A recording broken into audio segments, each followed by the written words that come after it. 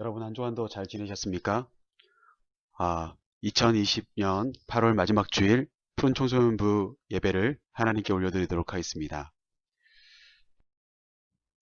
여러분 진심으로 환영합니다. 8월달 우리가 함께 인사했던 내용대로 우리가 함께 인사해 보도록 하겠습니다. 시작.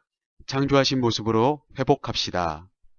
예, 그렇습니다. 우리가 하나님께서 우리를 창조하신 모습으로 다시 돌아가는 것이 진짜 하나님께서 원하시는 일이라는 것을 우리가 함께 말씀을 통해서 계속 나누었는데, 이번 한 달 동안 우리가 모두가 창조하신 모습으로 다시 한번 돌아갈 수 있는 그런 복된 날이 되었으면 좋겠습니다. 사도하심으로 우리의 신앙을 고백하도록 하겠습니다. 나는 전능하신 아버지 하나님, 천지의 창조주를 믿습니다. 나는 그의 유일하신 아들, 우리 주 예수 그리스도를 믿습니다. 그는 성령으로 잉태되어 동정녀 마리아에게서 나시고 본디오 빌라도에게 고난을 받아 십자가에 못 박혀 죽으시고 장사된 지 사흘 만에 죽은 자 가운데서 다시 살아나셨으며 하늘에 오르시어 전능하신 아버지 하나님 우편에 앉아 계시다가 거기로부터 살아있는 자와 죽은 자를 심판하러 오십니다. 나는 성령을 믿으며 거룩한 공교회와 성도의 교제와 죄를 용서받는 것과 몸의 부활과 영생을 믿습니다. 아멘. 경배와 찬양 시간인데요. 우리가 제이어서 찬양 함께 나누면서 함께 찬양하도록 하겠습니다.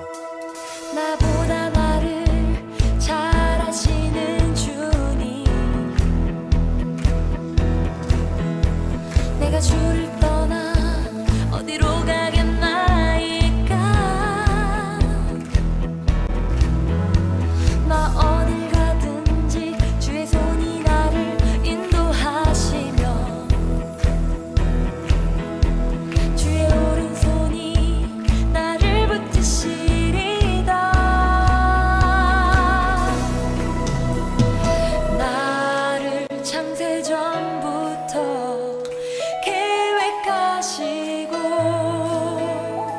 지금까지 인도하시네. 하나님이여 주의 생각이 어찌 그리고 외로우신지요.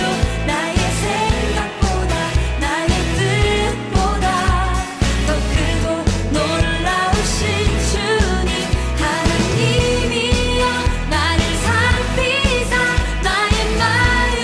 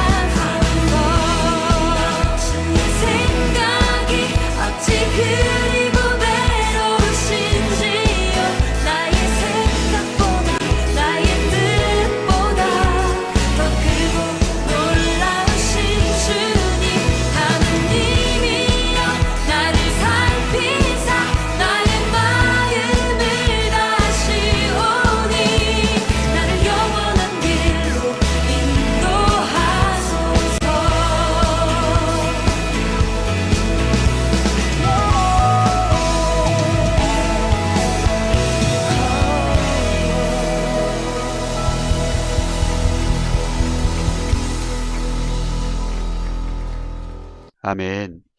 우리의 길을 인도해 주실 하나님을 기대합니다. 우리 이어지는 찬양도요, 제이어스 찬양인데요. 우리가 함께 찬양으로 하나님께 영광 돌리도록 하겠습니다.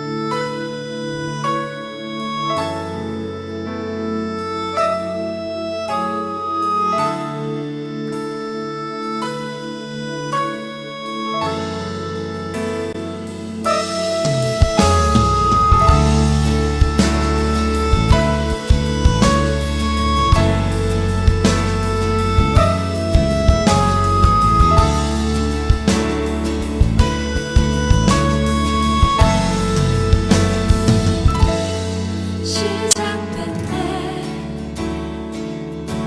우리 주님의 능력이 나의 삶을 다스리고 새롭게 하네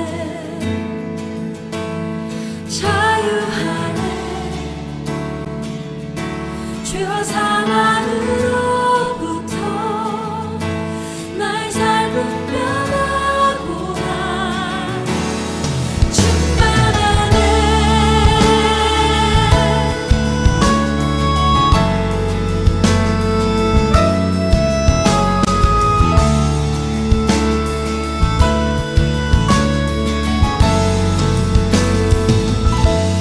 시작됐네 우리 주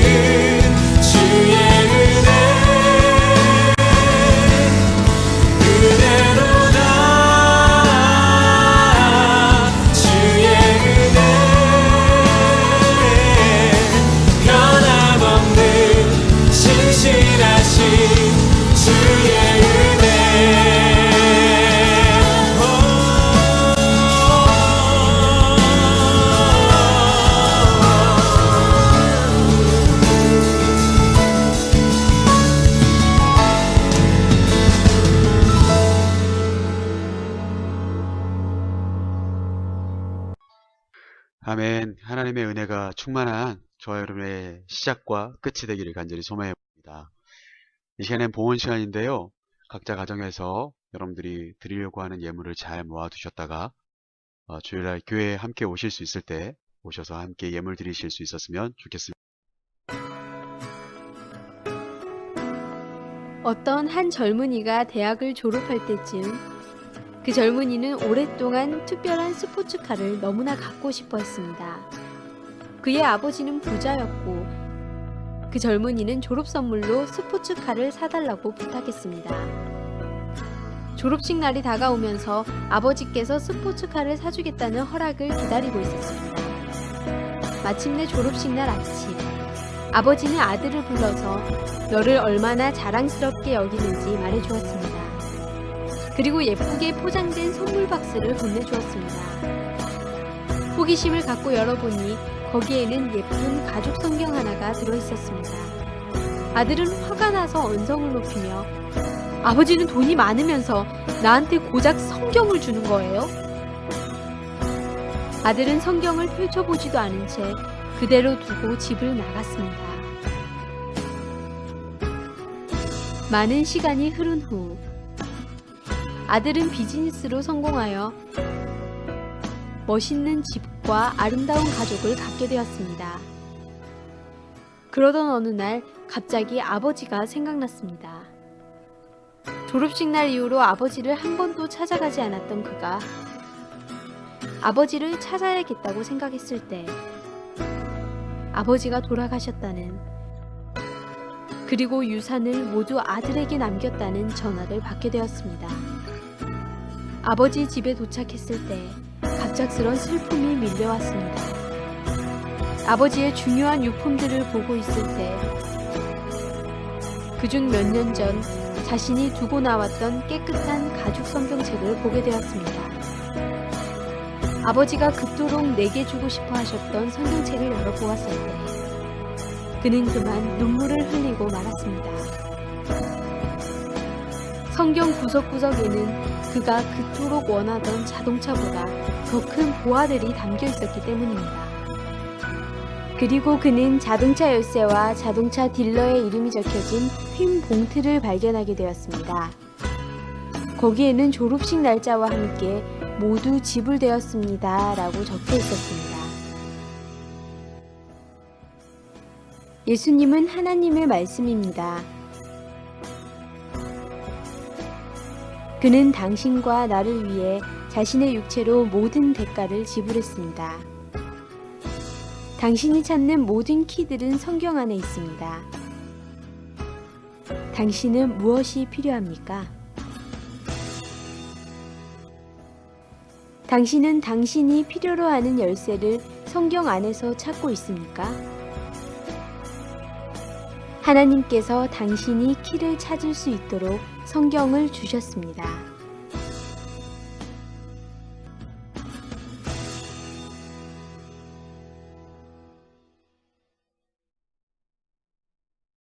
오늘 함께 읽으신 말씀 가지고 읽으신 말씀의 제목은 묵상하는 자로다 라고 하는 말씀의 제목으로 함께 말씀을 생각해 보려고 합니다. 여러분, 그 전에 우리가 지난 시간에 정말 이리와 어린 양이 표범과 연소와 또 송아지와 사자와 또 암소와 곰이 아이와 독사가 함께 살아갈 수 있는 진정한 회복에 대한 이야기들을 우리가 이사야서 11장 말씀을 함께 나누면서 지난 시간에 함께 말씀을 통해서 나눴습니다. 여러분들 기억나십니까? 우리가 함께 살아갈 수 있는 세상으로 하나님은 이 세상을 회복하고 싶어 하신다라고 하는 이야기를 했는데, 그러면서 우리가 지난 시간에 플로깅, 죽깅이라고 하는 것이 시작되었다. 소위 말해서 이 세상과 함께 살아가기 위한 우리에게 주어진 자연 환경을 회복하고자 하는 인간들의 노력이 시작되었다라고 하는 이야기도 함께 나눌 수 있었습니다. 우리 사랑하는 푸른이들과 또 목사님 또 우리 선생님들 모두가 우리에게 주어진 모든 것들을 아끼고 소중히 여기면서 함께 살아갈 수 있는 기준으로 우리가 계획할 수 있다면 우리가 바른 선택의 사람, 바른 개발의 사람, 바른 준비의 사람이 될 거라고 믿습니다. 그러한 마음을 가지고 오늘 또 시편 1편 말씀을 가지고 함께 또 말씀을 함께 나눠보려고 합니다. 자, 여러분들 말씀 묵상을 좀 해보셨습니까? 하나님의 말씀을 묵상한다. 이것이 무엇일까? 여러분 QT라고 하는 거 들어보셨죠? quiet time이라고 하죠? 여러분 혹시라도 지금 말씀 묵상을 하는 사람들이 있는지, 우리 푸른이들 속에 있는지 목사님 참 궁금한데요. 사실은 코로나19가 아니었다면 여러분들과 함께 2월 달에 우리가 말씀 묵상 학교 이런 것들을 함께 하고 싶었습니다. 그런데 계획만 있었을 뿐 여러분들과 함께 하지 못해서 참 안타까운데요. 오늘 말씀을 통하여서 여러분 말씀 묵상이 참 중요하다는 것, 말씀이 얼마나 중요한가에 대한 이야기들을 함께 말씀을 통해서 함께 나눠볼까 합니다. 여러분 우리가 성경 말씀을 가지고 있는데 성경 말씀을 보통 어떻게 하죠? 보통 읽죠. 성경 말씀을 읽는 거라고 이야기합니다. 여러분 성경을 많이 읽으십니까? 여러분 1년 동안 여러분의 계획을 여러 가지 세우면서 우리가 삶을 출발할 텐데 때로는 작심삼일이 되어서 많은 것들이 실패로 돌아가긴 하겠지만 그럼에도 불구하고 여러분 우리가 신앙인이라면 여러분 성경을 1년에 한 번이라도 읽어보겠다라고 하는 그런 계획 정도는 세울 수 있다는 것이 참 좋은 것 같습니다. 성경을 읽는 것이 참 좋습니다. 두 번째로 성경을 외울 수가 있겠죠. 여러분 성경을 외워야 밥을 주는 그런 수련회 여러분 참석해 본 적이 있죠. 그래서 마지못해 정말 성경을 외우고 그 순간에는 반짝하고 성경을 외웠지만 여러분 혹시 그때 외웠던 말씀들이 여러분 머릿속에 아직도 남아있는지 참 궁금합니다. 성경을 외웠지만 그 외운 말씀이 끝까지 머릿속에 남겨진다는 것은 참 쉽지 않은 이야기입니다. 그러나 성경을 외울 수 있다는 것은 참 중요한 이야기죠. 왜냐하면 오늘날 같은 그런 코로나 시대에 여러분 편안하게 우리가 예배드릴 수도 없고요. 성경을 정말 우리는 쉽게 볼 수 있겠지만 여러분 북한이라든지 중국이라든지 이렇게 공산권에 있는 믿음의 사람들은 성경 말씀을 쉽게 읽을 수도 없어요. 그래서 그들은 성경을 외우면서 살아간다라고 그렇게 이야기를 참 들은 적이 있는데요. 여러분 우리가 성경 말씀을 외울 수 있다는 것은 참 중요한 이야기가 아닐 수가 없습니다. 또 성경 말씀을 우리가 어떻습니까? 듣는 것으로 인하여서 또 성경 말씀을 우리가 배울 수가 있겠죠. 오늘도 여러분과 제가 이렇게 말씀을 통해서 함께 나누면서 성경이 어떤 의미를 가지고 있는지 또 그 성경 속에서 어떤 것을 하나님께서 우리에게 말씀하고 싶어 하는지를 말씀을 함께 나누면서 듣게 되는 것을 통하여서 성경 말씀을 우리가 배워나가는 거죠. 또 오늘 우리 말씀의 제목인 것처럼 성경 말씀은 묵상하는 것입니다. 묵상이라고 하는 것은 그냥 한 번 읽고 지나가는 것이 아니라 여러 번 반복적으로 읽으면서 그 말씀 속에서 담겨져 있는 것이 어떠한 것인지 그 의미를 깊이 생각해 보는 그런 시간들을 묵상이라고 하는 단어로 우리가 이야기해 볼 수가 있겠죠. 그렇습니다. 성경 말씀은 읽을 수도 있겠고 외울 수도 있겠고 또 듣는 것으로 배울 수도 있겠고 또 개별적으로 읽으면서 깊이 있게 그것을 묵상함으로 성경 말씀을 대할 수가 있겠죠. 여러분 우리 푸른이들이 정말로 말씀을 사랑하는 사람들이 되어서 읽기도 하고 외우기도 하고 말씀을 듣기도 집중하여서 열심히 듣기도 하고 그리고 말씀을 묵상할 수 있는 그런 사람들이 다 되었으면 좋겠습니다. 왜냐하면 그렇게 말씀을 대하는 자들이 복 있는 사람이라고 성경이 우리에게 가르쳐주고 있기 때문이죠. 자, 그런 의미로 첫째 한번 읽어볼까요? 시작. 복 있는 사람은 하나님의 말씀을 묵상하는 사람입니다. 아멘. 그렇습니다. 오늘 말씀 1절과 2절 말씀을 통하여서 이것을 우리가 증명해 볼 수가 있겠는데요. 시편 말씀 1편 1절 말씀은 복 있는 사람은 이렇게 출발합니다. 그런데 2절 말씀에 보니까요. 그 복 있는 사람은 오직 여호와의 율법을 즐거워하고 그의 율법을 주야로 묵상하는 도다라고 성경이 이야기하고 있는 것을 발견할 수가 있어요. 한마디로 말씀드린다면 거두절미하고 복 있는 사람은 묵상하는 도다라고 이렇게 정리해 볼 수가 있겠죠. 여러분 하나님의 말씀을 깊이 있게 그 의미가 무엇인지 생각하고 고민하면서 바라볼 수 있는 사람, 그 사람은 진짜 복 있는 사람이라고 오늘 성경이 우리에게 소개해주고 있는 것을 보게 됩니다. 자, 그렇다면 말씀 묵상 어떻게 할까요? 말씀 묵상을 어떻게 우리가 해보았으면 어떻게 하는 것이 진짜 말씀 묵상을 하는 걸까? 라고 하는 것을 목사님이 크게 7가지로 여러분들에게 소개해주고 싶은데요. 말씀 묵상이라고 하는 것은 어떻게 하는 건가? 먼저 첫 번째는 조용한 자리를 찾는 것입니다. 그렇죠. 우리가 하나님과 함께 그 하나님의 말씀을 깊이 있게 고민하면서 바라보려면 좀 조용한 자리가 필요하겠죠. 조용한 시간, 조용한 장소, 그것이 정말 필요합니다. 그래야 하나님과 여러분이 깊이 있게 그 말씀을 통하여서 대화를 나눌 수가 있다는 사실이죠. 두 번째는요, 그렇게 조용한 장소를 찾았다면 그냥 무턱대고 성경 말씀을 펼쳐서 읽는 것이 아니라요, 모든 성경은 하나님의 감동으로 되었다고 했으니까요. 그 하나님의 감동, 바로 성령의 감동하심을 여러분이 기대하는 마음을 가지고 조용히 기도하는 것이 필요합니다. 꼭 긴 시간이 아니어도 됩니다. 조용한 장소에 가서 하나님께 짤막하게라도 성령님, 이 말씀을 하나님의 감동으로 기록하신 이 말씀을 내 마음속에 감동하여 주시옵소서, 그렇게 기도할 수 있는 그런 성령의 도우심을 구하는 시간이 필요하겠고요. 세 번째로는 이제 주어진 본문 말씀을 한 절이 됐든 여러 절이 됐든 그 말씀을 여러분이 반복해서 읽어 나가는 것이 중요합니다. 반복해서 읽되 여러분 그것에서 꼭 내가 무엇을 교훈 삼아야 될 것인지, 내가 어떤 느낌인지 그것만 발견하려고 노력하는 것이 아니라, 중요한 것은 네 번째가 굉장히 중요합니다. 우리가 하나님의 말씀을 바라본다면 그 하나님의 말씀은 말 그대로 하나님의 것입니다. 그렇다면 하나님이 그 안에서 발견되어져야 되고요. 하나님의 특징이 그 안에서 발견되어야 되고요. 하나님의 마음이 느껴져야 된다는 거죠. 그래서 모든 성경이 하나님의 말씀이라면 그 말씀 가운데서 가장 먼저 우리가 바라봐야 될 것은 하나님, 아니면 예수님, 내지는 성령님을 그 말씀 속에서 찾아야 됩니다. 그리고 그 하나님, 예수님, 성령님이 어떻게 그 말씀 속에서 표현되고 있는지 우리가 발견하는 것이 굉장히 중요합니다. 먼저 이 작업을, 이렇게 하나님이 어떤 분인지를 찾는 이 작업을 우리가 하지 않는다면 정말 말씀 묵상을 제대로 하고 있지 않다라고 그렇게 말해도 과언이 아닐 거라고 생각하게 됩니다. 그래서 말씀을, 어떤 말씀을 보든 간에 그 안에서 하나님이 어떤 의도를 가지고 있는지, 하나님이 어떤 모습으로 보여주는지 여러분 그것을 발견하기 위해서 우리가 말씀 묵상을 해야 된다. 그래서 말씀을 읽을 때마다, 말씀을 묵상할 때마다 그 안에서 하나님의 의도와 하나님의 뜻을 찾고 배워나가는 것이 말씀 묵상의 굉장히 중요한 포인트라고 그렇게 말씀드릴 수가 있습니다. 그렇다면 이제 하나님을 발견했다면 그 다음으로 우리가 흔히 말하는 말씀 속에서 교훈을 찾는 겁니다. 우리는 그동안 흔히 말씀 묵상, 그러면 그 말씀을 읽으면서 그 말씀이 나에게 뭘 이야기하려고 하는지 그것만 생각할 때가 참 많거든요. 내지는 이 말씀이 참 나에게 어떤 마음으로 좋은지, 어떤 의도로 이 말씀이 참 좋은지만 발견하려고 노력합니다. 그런데 그게 바로 목사님은 여러분들에게 5번째다라고 그렇게 말씀드리고 싶어요. 하나님을 발견하는 것이 먼저이고요. 그 다음에 그 말씀 가운데 내가 느끼는, 나에게 주어지는 그 감정, 이런 것들을 그 말씀을 통해서 한번 비춰보는 것이죠.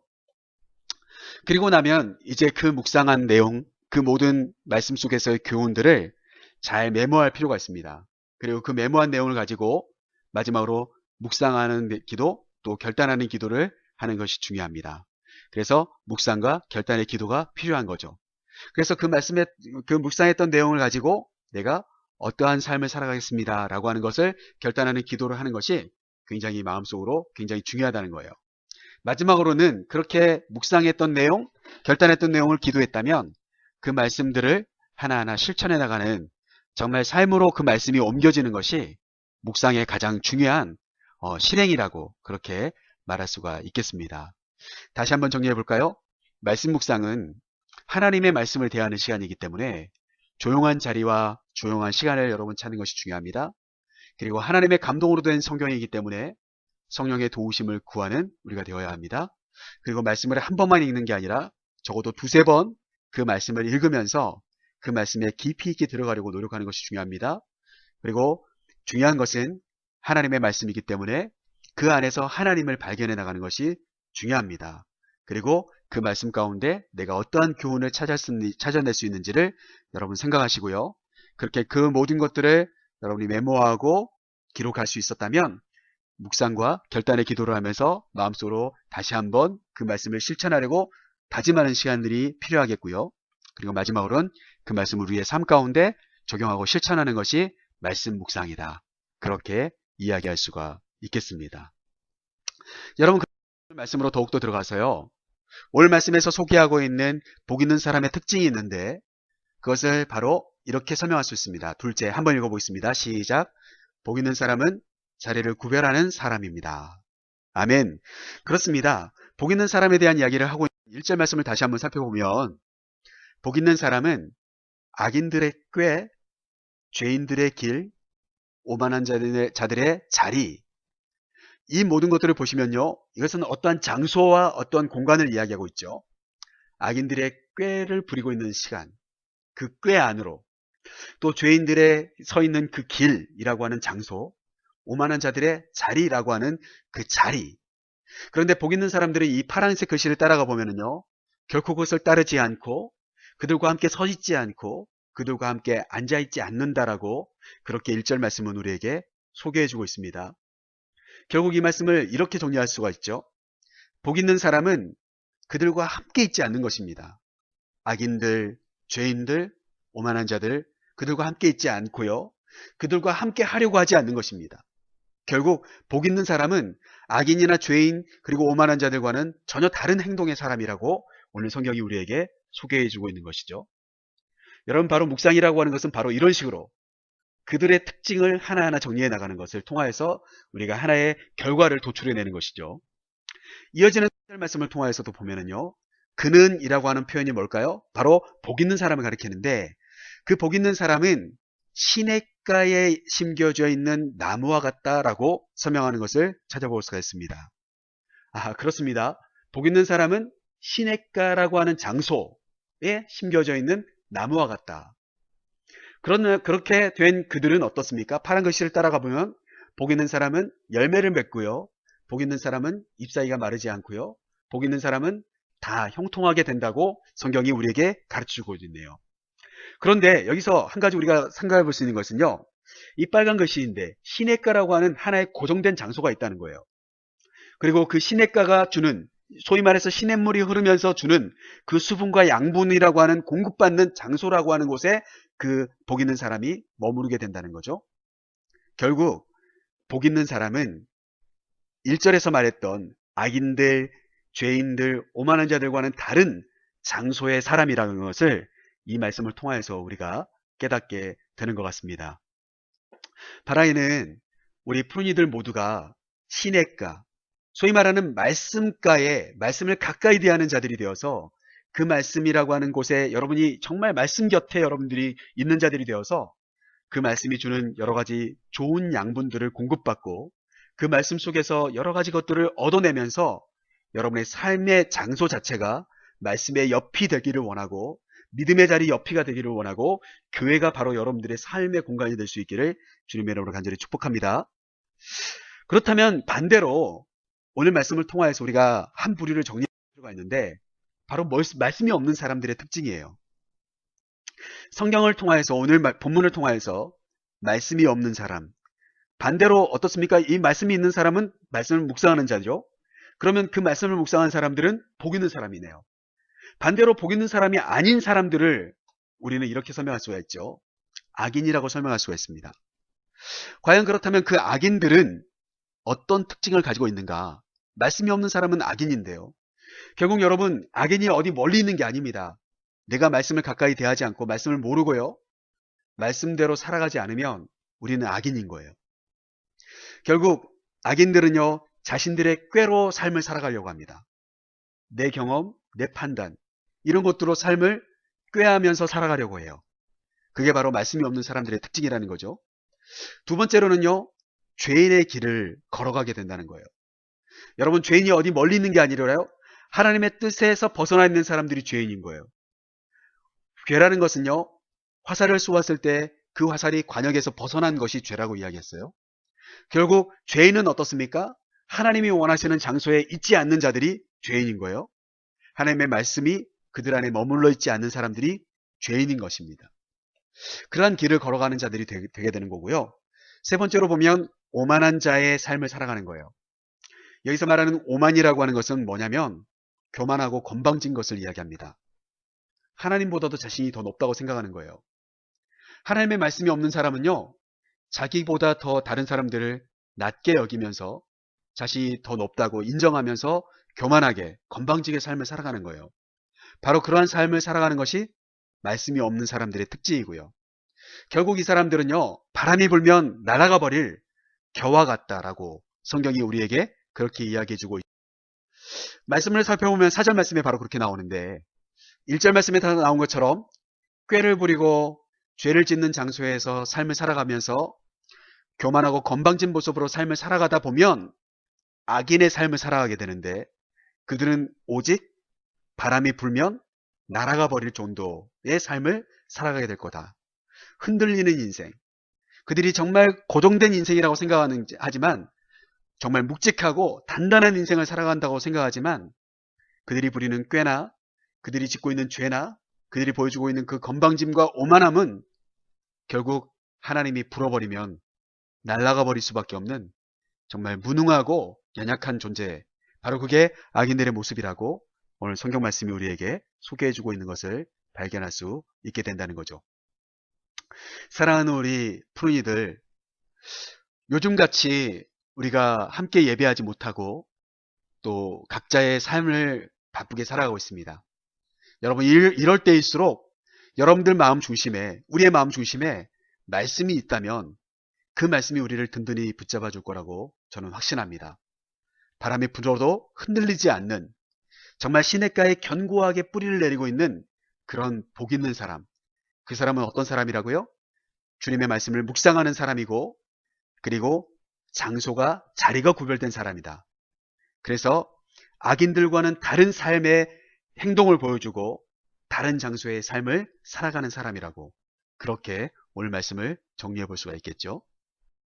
말씀을 마치면서 셋째, 복 있는 사람은 어떤 사람일까요? 과연 그렇다면 복 있는 사람은, 한번 읽어보겠습니다. 시작. 복 있는 사람은 바르게 빠르게 결정하는 사람입니다. 그렇습니다.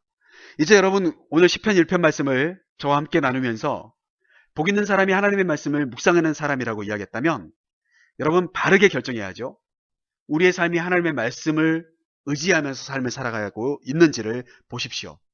만약 그렇지 않다면 여러분, 하나님의 말씀으로 빨리 돌아서야 합니다. 그리고 하나님의 말씀을 펼쳐야 됩니다. 하나님의 말씀을 읽어야 합니다. 그리고 그 말씀을 깊이 깊이 생각하는, 하나님의 말씀을 묵상하는 자들이 되셔야지요. 그리고 우리의 삶이 정말 바르지 못한 사람들과 함께 있다면, 말씀을 멀리 떠나 있다든지 우리가 생각하는 것들이 우리의 꾀를 쫓아가고 우리가 정말 남들을 무시하면서 우리가 교만하게 삶을 살아가고 있다면 그 길에서 빨리 벗어나서 하나님 앞에 무릎 꿇는 자리, 말씀의 자리로 우리가 빨리 돌아와야 된다는 것을 여러분, 오늘 말씀을 통해서 우리가 기억해야 됩니다. 바로 복 있는 사람은 바른 선택의 사람이고요. 그리고 빠른 선택의 사람입니다. 우리 사랑하는 푸른이들이 정말 이 말씀을 함께 나누면서 하루에 한 구절이라도 말씀을 읽고요.